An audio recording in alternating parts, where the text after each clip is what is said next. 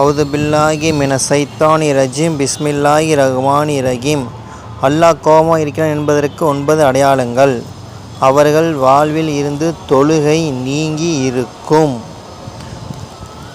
இரண்டாவது விஷயம், ஹராமான உறவில் சிக்கி கொண்டு தவிப்பார்கள்.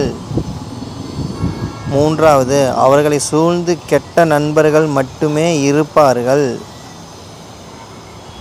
நான்காவது, பெற்றோர்களை நோவினை செய்வார்கள், பெற்றோர்களை காயப்படுத்துவார்கள்.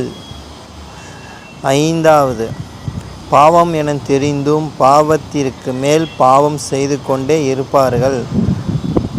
ஆறாவது, நேரத்தை வீணடிப்பார்கள். ஏழாவது, குர்ஆனுக்கும் அவர்களுக்கும் தொடர்பே இருக்காது.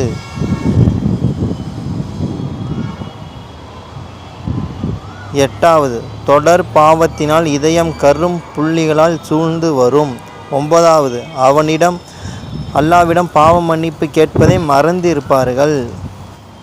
அஸ்தோஃபிருல்லா. அல்லாஹ் நாம் அனைவரையும் பாதுகாப்பானாக. ஆமீன். அஸ்தோஃபிருல்லா. ஆமீன் கூறுங்கள். எல்லா வல்ல இறைவன் நம் அனைவரையும் இந்த 9 ஹராமான விஷயங்களிலிருந்து பாதுகாப்பு தருவானாக. தௌபா செய்யுங்கள். இன்ஷா அல்லாஹ். ஆமீன்.